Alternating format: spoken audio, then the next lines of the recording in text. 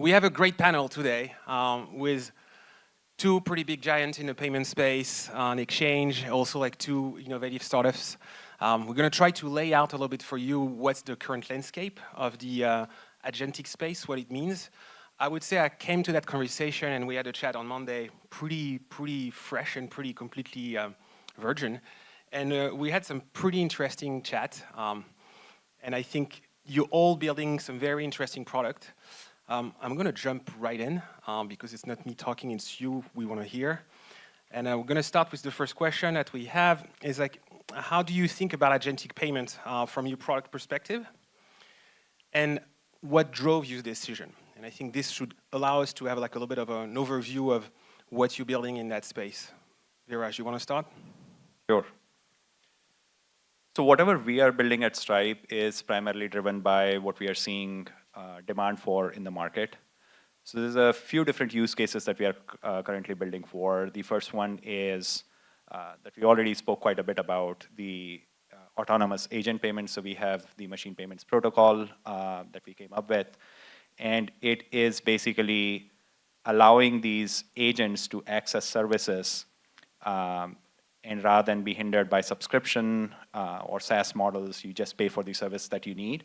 And for the sellers to monetize all of these services, right? So that was the need that we saw in the market and we built towards that. The second use case that we are seeing in the market is where a customer, a consumer, is interacting with Copilot, for example, and trying to make a purchase. They want the agent to be completing that purchase autonomously on their behalf, without them going to the individual seller's website to complete that purchase. So that's another use case that we have seen. And then earlier we heard that you should not give your credentials to OpenClaw, right? So there's that use case as well where you want to come up with some kind of capability to handle the credentials in a safe and secure manner to these personal agents. So those are some of the things that we are seeing in the market and that's what we are building for. Yeah, who's going to go next? Alfonso? I'm Alfonso from Crossmint. We're an programmatic economy infrastructure company. We do things from stable coins to agentic payments. So how we see the space, so there's, first of all, I think it's a very emergent space. We see a bunch of use cases are starting to emerge from machine payments we talked about to agentic procurement, maybe some agentic commerce. And I think what we're seeing is while the use cases are still few and narrow, the number of protocols and tools and payment methods your agents need to integrate is exploding. So it's becoming a challenge if you're an agent developer to be able to allow your agents to pay. First, you need to integrate whatever is the protocol of the week. Then you need to make it secure. Some cases, there may be regulation involved. And after all of this, you actually need to earn the user's trust. No? How are your agents in your platform going to be trustworthy with the money the humans give them to them? And so where we're positioning ourselves in this space is trying to help agent developers, like those who are developing either their own independent agent or a platform of agents, to don't need to worry about all this complexity, to support all the payment methods in a way that's secure, that their humans, owners will trust them, et cetera, et cetera. Awesome, and great to see everyone here. I see some faces from the hackathon yesterday as well, which was an awesome event. My name is Kevin Leffew. I'm at Coinbase, one of the co-authors of the X402 white paper. Before Coinbase, I was at Replit and helped build Replit Agent, which was one of the first autonomous language models that did not just write code, but also deployed it. So I have a background in applied agentic systems. We recognized early on that one of the biggest friction points was actually the procurement of API keys when constructing agentic workflows. And so we wanted to actually abstract that configuration level from a DevOps perspective, enable agents themselves to reason economically and qualitatively in terms of user alignment around what tools are needed to accomplish tasks. I helped lead the formation of the Linux effort for the X402 Foundation. At Coinbase, we strongly believe in open standards and open source. These are the same principles that built crypto. They built open projects like Kubernetes, which massively expanded the total addressable market of cloud compute. And so we believe deeply in open principles. We believe in building payment protocols that mirror the architecture of the web itself, that are stateless, that connect directly to HTTP. And our goal is to both expand the capabilities of language models through permissionless tool calling, and in doing so, create new types of economic reasoning capabilities for agents. I will go last. I'm Sam from Merit Systems. I think I probably have the most rash take. I actually wanted to start with where Lincoln left off, which is that the goal of Coinbase is to create massive value creation in the space rather than commodify anything. I think the internet was the greatest value creator in the history of civilization. It was built on the stack of HTTP, HTTPS, TCP, IP, the browser, search, ads later, and the last 25 years, the years that I'm only 28, but the last 25 years that I grew up, I'm much younger than many of you here. We're on the internet. I grew up during the internet era. And I think the opportunity we have with agents is quite massive. I think agents throw away all of the assumptions of the internet. An agent without an internet is quite useless. You add the internet, it's much more useful. The last piece that you need is money. Humans are not very useful as knowledge workers without the internet now, but if they have just the internet and no money, they can't do very much. So if you add money, they can do much, much more. There's a lot of people in Silicon Valley working on agents on the internet. The assumption is quite skeuomorphic that they'll use the internet exactly like we use it today. First, they will search on the internet. They'll use something like Google, a web search tool. Maybe they'll use Exa or Firecrawl instead. And then they will use a browser, and they will click through that browser just like you, and then they will use a credit card that is maybe specially provisioned via Visa Agentic Commerce, which will be a special credential, but basically it looks like a credit card, just short-lived, and then they'll enter that into a website, and they'll use the internet just like you. Our belief at Merit Systems is that you actually can throw all of that away. We can throw away the search engine, we can throw away ads, we can throw away the browser, we can throw away HTML. Agents are going to interact with merchants directly. And of course, they're going to need to pay them, and they'll pay them directly. And that'll create a new internet that's at least the size of the internet today, probably much, much larger. And so we're going back to first principles and rebuilding the internet. Our products are X402 Scan and MPP Scan. These are the marketplaces in Agentic Commerce. This is how agents find all of the services that they can pay for. And then recently, we've been focused on the demand side. We launched Agent Cash, which is the largest agentic wallet in X402 and MPP. It's an MCP server that installs into your existing agent, your OpenClaw, or I forget what the Microsoft one was. Microsoft Secure Claw? Microsoft Scout. Free advertising. And then recently, we've been working on Poncho. Poncho is unreleased. It'll launch hopefully later next week, but you can try it today at tryponcho.com. Fully hosted agent, agentic commerce built in, can pay for anything on X402 or MPP, which is 40,000 different goods and services. There's a lot of different standards emerging. Standards. I guess, yes, almost emerging right now in the agentic space. You know, like we have like X402, MPP. There is also like one from OpenAI. Forgot the name. There is MasterCard and Visa also building something. I'm curious, you know, since you're all building, you know, agentic product solution or standards around that. I'm curious, you know, what you see right now as being, you know, how we avoid fragmentation maybe of those different technology. I think you, Sam, kind of consuming a lot of everything, but I'm curious to have like a little bit of your perspective on that, you know, as we see like a race of everyone, even Google has something like more Web 2 for like their payment standard, like an alliance, they gave that to Fido, I think, recently. And so I'm curious, you know, from where you sit and what you're building, how do you see like that fragmentation or like that a lot of different standardization as an asset, as something that we need to be cautious about, or a different take? I'm curious to see what you think about that. My take is, yes, there is a lot of different standards right now, and they are trying to solve for different things. And I think to some extent, the progress that we are making on this front is being somewhat hindered by these differences in the protocols. But at the same time, like with any evolution, you can't just come up with one protocol that works for everyone. You come up with these protocols, they solve for different use cases, you see which use cases are sticking, and then maybe like that's the protocol that would become more dominant, right? Like in the early days, there were so many different mobile services that you were building for, but now you're building for iOS and Android. So I think it would take its natural course. There would be a few dominant use cases, protocols, and that's what we would be adopting to.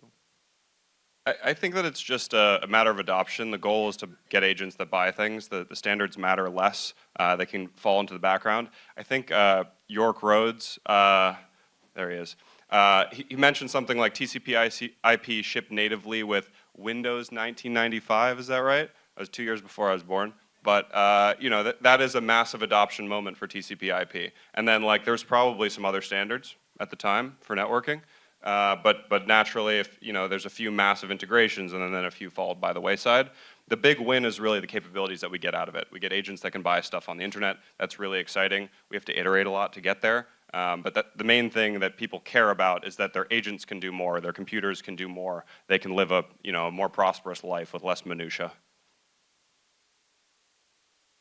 I think on our end, just to add, but we see there's also standards, but as Viraj was saying, they're in different categories and many are complementary. I think the other thing we see is a lot of these standards are being developed in it feels like isolated room without talking to customers. One of the things we are seeing is maybe in this space, everyone likes to talk about standards, but when you actually go to the companies that would adopt them, it may even be alienating to hear all of these terms and the complexity of the space, the new thing being announced every week. So something we, I think we're a bit worried about is that the standards don't necessarily meet what all customers want, that communication maybe is not necessarily happening. And we expect it to resolve, like Sam was saying, when maybe someone big comes and says, this is what we're using, ChatGPT says they're using whatever it is. Ultimately, that's what will decide the standard, and all of these conversations will shut down. Same thing that happened maybe with JavaScript back in the day, that everyone agreed that it was the worst possible way to support scripting on the web, and until it became what it is today. Yeah, and just to add to that, I mean, I think if we look at the history of standards on the web, good standards don't capture value. They create value. They're simple. They're lightweight. They're often stateless. And I think the standards matter less. What matters are kind of what gets unlocked for the end user. And so we think of TCP/IP or HTTP, it's the communication between computers. And a good standard, I think, needs to be open. It needs to be visible by the open source developer community. It also needs open governance. The best standards, if we look at Kubernetes and standardization of container orchestration, they tend to be formed through a broad coalition of industry input from leading companies that align on simple primitives. I think one other thing I'll add is there's a lot of different agentic commerce standards out there. The type that I care about and the type that I encourage you to care about are the permissionless types. I think the cool type of agentic commerce is the type where any merchant can stand up overnight and sell to all agents. I think there's a lot of different standards, ACP and UCP, notably by OpenAI and Stripe, and then Shopify and the Gemini group respectively, and there's lots of other people involved that require both the agents, really the distributor of the agent, not the user, to whitelist the merchants, and then the merchants to whitelist the agents. That looks very much to me like the AOL version of the web in 2000, rather than the permissionless version where anybody could buy a domain, stand that up overnight, and then any search engine, any browser could render it. I think that's the much more exciting version of the future that can unlock a lot of value. So permissionless listing for merchants over things like X402, that's the exciting version of the future in my opinion.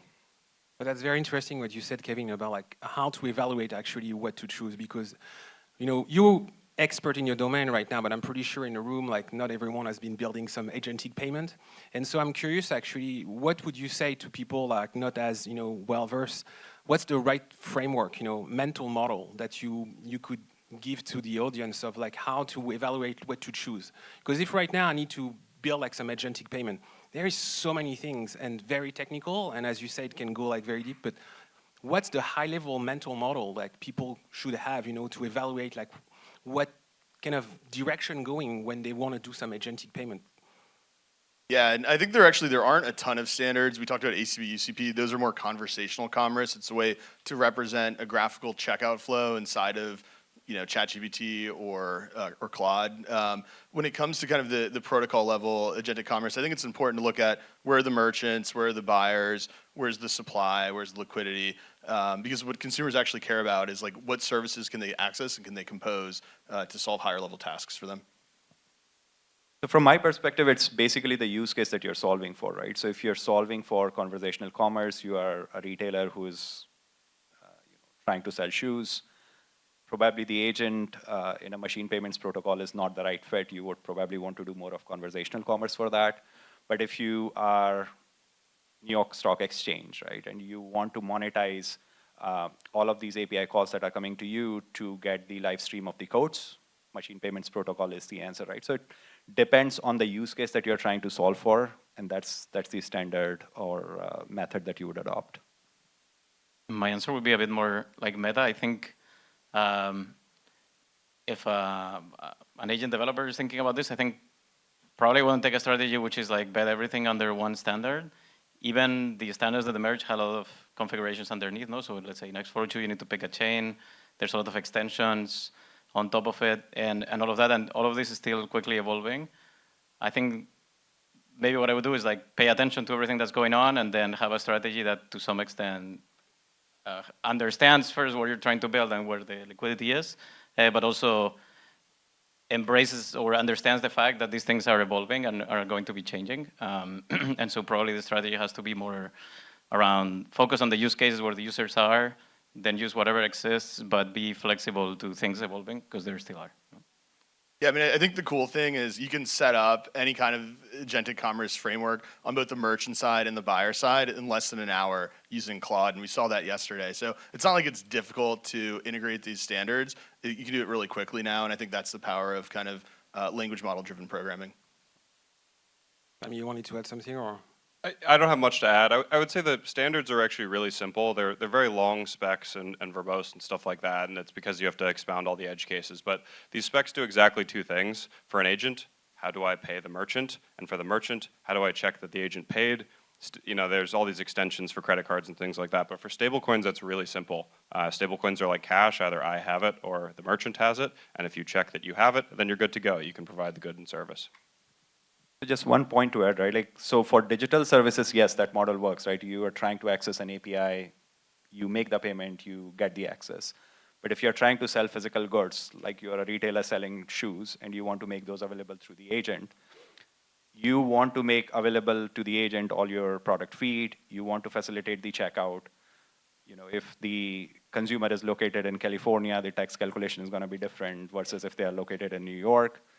You need that checkout capability, and then you need the payments, and the consumer might be paying through card, they might be paying through BNPL. So there's like all of these different payment methods that they can have.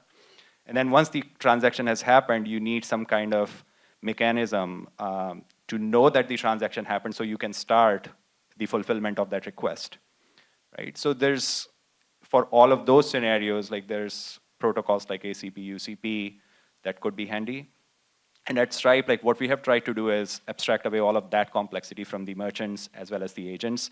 So from a merchant standpoint, if you're on Stripe's Agentic Commerce Suite, you basically upload your product feed once, you select the agents that you want to make it available to. If you do not trust some agent from a particular country, you do not have to do that. You can choose those agents, you can choose the payment methods that are applicable to you. So you have all of those options. Here's actually, how do you, if we take like a little bit more like a product perspective, if we start building for client, building for people, and I really love that, especially coming from pretty technical guys like you. I'm curious, what do you see from each of your perspective? It's like where the trends in terms of like how people are using actually agentic payment. Is there anything that you see emerging? And if you could share like some insight that you would have from each of your different perspective of how actually people like now are moving towards in terms of agentic payment. I mean, I think we see clear traction today in digitally native services because we're solving key UX problems for language models. We're replacing kind of the server-side access model with a client-side access model, which means we remove the need for API keys. The client signs the sign attestation, acts as the authorization. What this means plainly is that agents can discover, compose, and use digitally native services. And then when we think about what do agents need, well, agents don't need shoes, humans need shoes, but agents need cloud services, they need data. And so we're seeing really clear adoption, product market fit in digitally native services today. I expect that kind of the e-commerce use case will expand over time. There hasn't been a huge amount of traction in that today. And I think largely consumers like to shop, they like to compare options. When you're buying shoes, you want to look at the different colors and flavors of on-clouds, for example. So I think for agentic commerce to be successful from a consumer e-commerce standpoint, you need to kind of embed some of those shopping behaviors, more graphic style interfaces for users. So I think that's why we haven't seen as much adoption on the e-commerce side, but on the digitally native side, we've seen great traction. And I think as long as we continue to solve problems, as long as we continue to research how agents make decisions economically and enable agents to both earn and spend in a single runtime, if we solve these key problems, I think adoption will continue. Yeah, I would double that. Our focus has not been on e-commerce. I think, as you pointed out, the conversational commerce is better for credit cards, better over ACP, UCP. Merchants probably want to upsell on their landing page and increase their average order value. Digitally native goods and services are the interesting part. I think, as York said earlier, the API key, the SaaS model, in favor of the microtransaction model is just clearly superior. Agent Cash today does about 70% of what we call the non-speculative volume in X402, which is our wallet. Of that, about 80% of the volume is on enrichment, which is people looking up other people. So salespeople, go-to-market people, recruiters that are trying to find people that they want to hire or people that they want to sell to, they want to do cold outbound to, semi-warm outbound to, et cetera. And the majority of users of Agent Cash for this are non-technical. They've never used an API before. They've never gotten an API key before. They've never signed an enterprise service agreement before. They don't know what that is or how to do it. But the first time that they install Agent Cash, they compose together 10 different APIs from 10 different merchants to get the job done. The way that we think about this is that they're writing a program in natural language just in time. So what happens is they say, like, find me all of the farmers outside of Bozeman, Montana that have done north of $10 million a year of revenue and the contact details for their head of IT. Claude spins up a program, writes a program that's, imagine like 5,000 lines of code. That's too many. 750 lines of code, calls about 10 different APIs, and then throws it away, and the user never sees it. And so what we think of the early use cases of X402 as doing is expanding the TAM for API developers. These people were not API developers before, and now they're composing lots of this stuff together because it's just so easy to do so, and Claude is their translation layer. So something that we are seeing in our data as well, that machine payments protocol, those sub-dollar transactions, they are exploding. On our end, we sit in both worlds, no? So we work with companies that are doing both agentic commerce and machine payments. I would say the biggest use, at least by number of transactions by far now, is machine payments. However, it's not on open standards. It's companies that are basically, they have this closed loop system where they resell APIs from providers, let's say cloud providers or things like that, within to the customers of their agents. So think about it. Imagine a platform like a Lovable charging you some money on top of some inference API, and I think you could consider that maybe closed loop agentic payments.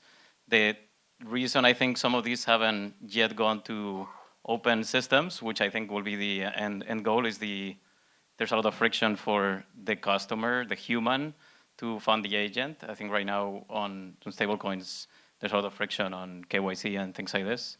And then on the e-commerce side, there's been a retraction from companies like ChatGPT on their open agentic commerce standards, where there has been more traction is companies that are doing that they were already buying in bulk things before. So it's either companies doing procurement, or think of companies like ticket scalpers that already were buying those systems that are looking to replace maybe procurement departments that were literally people going and buying, I don't know, pieces like medical equipment in hospitals or nuts and bolts for manufacturing companies. They had human departments doing this and are replacing that with agents. But again, these also are at this time not using these open standards because maybe the standards don't have the suppliers they need or things like that. When those things are going to move to open standards, that's like maybe something that we're monitoring. But on open standards, we haven't seen more than what folks mentioned here.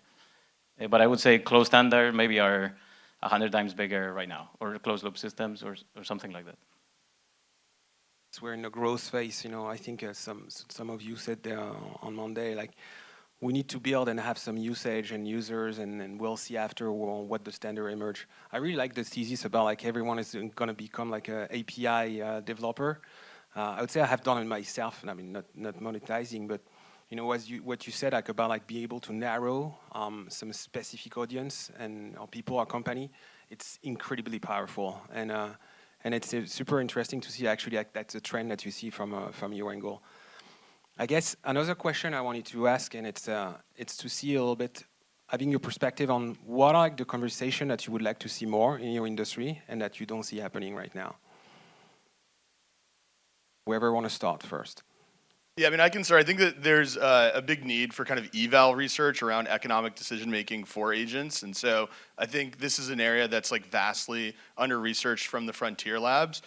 Money is a really great alignment signal. It can sometimes be a dirty word, but money is important. Money is the same alignment signal that coordinates the global economy, and so it really needs to be a first-class scaler for agents and how they make decisions, right? When humans make decisions, there's always marginal cost trade-offs. We have constrained budgets, and agents as well will have constrained budgets. There's not an infinite amount of tokens, there's not an infinite amount of compute, and so we need to factor in economic constraints into the economic decision-making process of agents. There needs to be more research around that, and it's an area that I think we're starting to see emerge more this fiscal half of the year. I'm excited for it.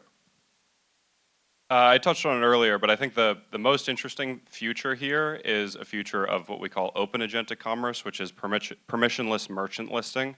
This double whitelist thing is not very interesting. It's much more interesting if any merchant can stand up overnight and sell to any agent. If every time that you want to sell to an agent, there has to be a BD agreement and lots of legal agreements signed, it's just kind of a mess. I think like the example of how you're seeing this play out today, I hope there's no Amazon people here, but is Amazon Rufus. Amazon Rufus, they actually do not want, they've banned Perplexity's agent from shopping in the Amazon store. There's a big lawsuit going on that'll probably settle in 4 years. And they, first party, have leaned into Rufus. Rufus has ads built in. Amazon now makes $17 billion a year on ads. And so they're very excited about the idea of your agent convincing you to buy things that you don't want and being able to sell that to end users. The much more interesting future is that your agent actually works for you. Your agent is fully aligned with you. You pay Anthropic, and so Anthropic makes sure that you get an agent that's aligned with you. That agent is the one that you take to the world with you. You take to do your knowledge work, you take to do your personal bidding, you take to, explore yourself and become a greater version of yourself, and then that is your interface to the world. In the same way that the browser and HTML were the interface to the world before, and you'd use pixels and you'd have bright buttons and stuff like that. Your agent is the new interface. It's going to help you with knowledge retrieval, planning against your goals, and then the execution against your goals. You're going to be able to do more and become a more effective human than you would have been able to 10 years ago. But you want that agent fully aligned with you. And the core of that is that there's permissionless merchant listing. Any merchant can stand up overnight and sell to any agent that is aligned with its end human. Yeah, and if I can just quickly hop back in there, I think this gets to the point of why open standards are so important, why open models are so important. If we want our agents to be aligned to us, we need to have control of the agents, we need to have control over how they access goods and services.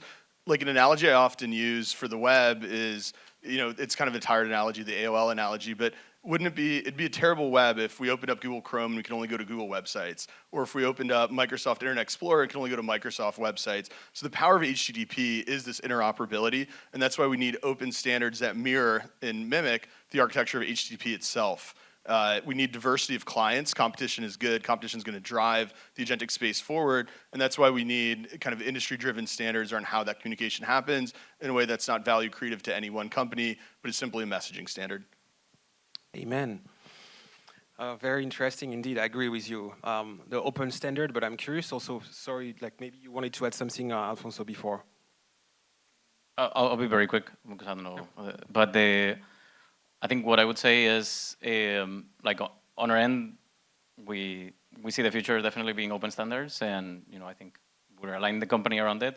But I also feel like maybe on the standard side, there would be more use of having conversations around what are the things that are like preventing adoption today. I think there's serious usability problems. I think there's a serious complexity of integration problems. There's trust problems, like will my mother ever trust an agent using the tools that we're creating that I think are not discussed as much? My mother uses our agent every day. Shout out Mrs. Ragsdale.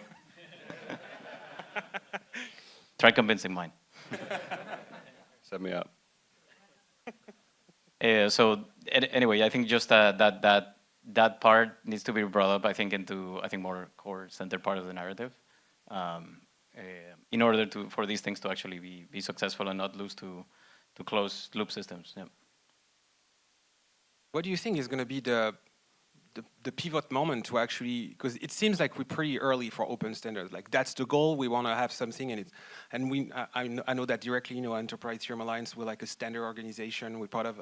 I'm meeting with ISO in a couple of days, and so that's very tricky. Like the whole standard space, because as you mentioned, it can be it has to be built without capture in mind. Saying hey, it's going to be one vendor, or it's going to be like permissionless. Allowing everyone to be interoperable. And we see kind of a tech world that had a tendency to lean towards like kind of capturing everything, and not interoperability.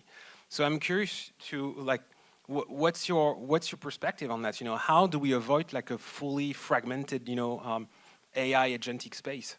I mean, I think it happens naturally. I think open standards have won time and time again. Trust minimizing standards have won time and time again. We can see this through HTTP. We can see this through the massive rise in cloud consumption, which was largely driven by interoperable open standards across cloud platforms. They could each have had their own standard, but it's very easy now to move a workload from AWS to Azure to GCP, and that's expanded the TAM. And because it's expanded the TAM, companies have invested in it, and it's gained adoption. And so, what's important is that these protocols are trust minimized. Trust is very important, but great protocols minimize trust, and that's been a key thesis of blockchain technology. You don't have to trust the counterparty on the other end. Nick Szabo has kind of a famous paper called "Trusted Third Parties Are Security Holes." Anytime you have to trust someone, that's a security risk, and there's a cost. There's an implicit economic cost to having to trust someone. And by using and leveraging on-chain technologies, we can mimic more of a cache-like architecture where we don't have to trust people. This creates more efficient systems, and it minimizes trust. So I agree with most of that. I would disagree with one key part, that I think it'll be a smooth transition. I think it'll be very abrupt and very painful. Lots of these, classic Clayton Christensen innovator's dilemma. The incumbents very much will not want to change their core business model. And if their core business model depends on, let's say, as York was talking about, SaaS subscriptions, they really like the fact it's kind of like the gym model, that you sign up and then you pay, you use it exactly once, and then you never show up again, and you forget how to cancel it. You can't get through your Stripe dashboard to figure out how to unsubscribe. That's actually a really good deal for them, right? They're in a very good position. Instead of charging you like the 4 cents that they would have gotten over X402, they've charged you $60. Maybe you even signed up for a few seats. You gave your EA a seat. You gave a few more seats. And now they've charged you $500, and you've used about 1 cent of services. That's a really good deal. And I subscribe to plenty of services that I'm only subscribed to because I don't know how to unsubscribe, and I don't want to deal with it. And so I think there's lots of companies that, for example, data companies that will sell commodity data at like an 1,000x markup. There's a really good publicly traded example of this that Citrini recently took down that I'm not going to double dunk on. But there's lots of companies that sell commodity goods at a massive markup. In a world that your agent can find the perfect merchant and then pay the one that's the best deal, and they're a really good negotiator, they're really sharp, these companies that have these massive markups on commodity stuff, they're going to zero guaranteed. That'll be better for the economy, right? People will be working on more interesting things. That money that you wasted on that commodity good by paying a massive markup, you'll be able to allocate somewhere else, somewhere more efficiently, and it'll be very exciting. But those companies are going to kick and scream on the way out. And so I don't think that it will be a graceful transition.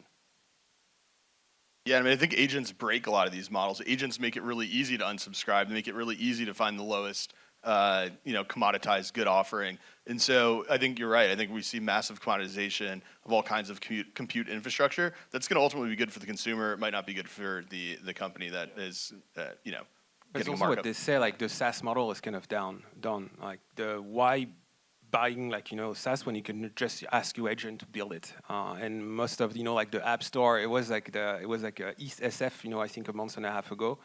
And one of the speakers was talking about this, saying, in a world where you can just like do natural language and become like a developer almost like this, a lot of services, then you don't need those because you can just build your own with a few prompts. And so I will actually now push back on my own thesis here. I think there is actually a place for SaaS a lot of the time, which is like maybe you'll pay 1 cent to onboard into a new service. There's an API service you're using for enrichment or something like that. and you'll use microtransactions for that. But maybe you're actually willing to pay $300 a month per seat so that you get enterprise support agreements, you get good SLAs, maybe there's like some sort of upsell that you're interested in at the enterprise level. And so I do think that there's some market for it still. I don't think it's all cooked, but I think it's sort of like an upsell opportunity that's net new from before. Like maybe the default, the freemium, is the microtransaction model. Once you exceed that, maybe you want like bulk discounts because you're going to do hundreds of thousands of dollars of volume a year. I think there's still plenty of space for that. And when you get the bulk discount, maybe they'll fly somebody out in a suit that will take care of you and take you out to dinner as well. And maybe you're really excited about that. I think that makes sense for digital goods, but for e-commerce, I think there's going to be a mix of the two. There's going to be some major players who have that have created kind of a marketplace. So to give you an analogy, right? Like today on Amazon, you have marketplace. You have a lot of these sellers that have their own websites as well, but they still make a majority of their sales through Amazon. Like, why is that? Like anyone on the internet could go directly to their website and could make that purchase, but it is still not happening. Consumers are still going to Amazon. So I think for scenarios where there is a facilitated payment, there is consumers already habitual of going to certain platforms. So that is going to continue, I think. So there's going to be hybrid, like consumers still buy directly from Nike, but they also buy Nike from Amazon.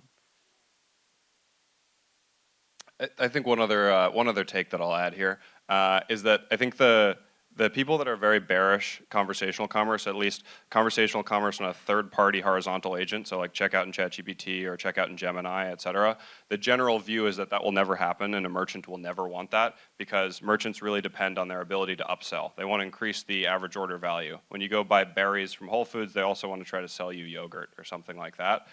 Again, I think that's a very skeuomorphic view of the future. I think that Amazon, for example, is in a very strong position, and everybody goes to Amazon rather than going to the Shopify store because they already have the Amazon cart and they trust Prime and they trust the brand. But my guess is that the entire merchant sales experience changes over the next 10 years, and this, the cart and the upsell process changes dramatically as well. Yeah, I mean, so much of margin today is a result of informational asymmetry. It's a consumer almost being lazy and saying, okay, I've done this process before, I trust it. I might pay a little bit more, but I've done it, I'm comfortable with it. Agents now, they're not beholden to that same level of informational asymmetry. They have massive context windows that exceed the memory of humans. They have reasoning capabilities that already today exceed the reasoning capabilities of most humans. And so in that scenario, I think it's going to be really interesting. I think it's a future that no one's ready for, and it's going to be pretty disruptive. Yeah, I hope they can't reason better than me. Yeah, for now.